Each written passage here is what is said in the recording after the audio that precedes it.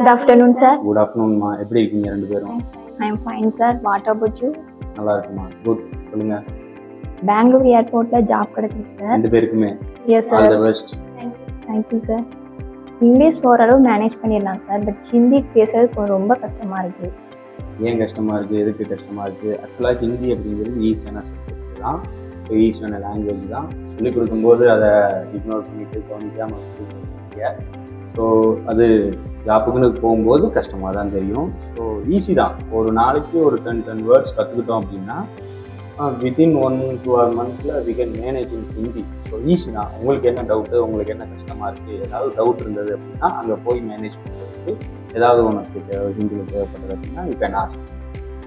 நான் அங்கே போகணும். மே உதர் ஜானே கா. என்ன வேணும்? क्या चाहिए? இந்த ப்ராடக்ட் எவ்வளவு? प्रोडक्ट का पैसा कितना है? நடுவுல பேசாத.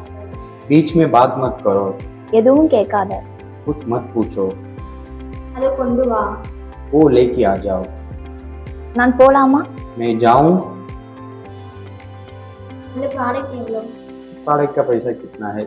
இதுதான் ஹிந்தி, இவ்வளவுதான் ஹிந்தி. கஷ்டம்னு நினைச்சோம் அப்படின்னா கஷ்டம்தான். ஸோ எவ்ரிடே ஒரு 10 வேர்ட்ஸ் கற்றுட்டு வந்தோம் அப்படின்னா ஈஸி.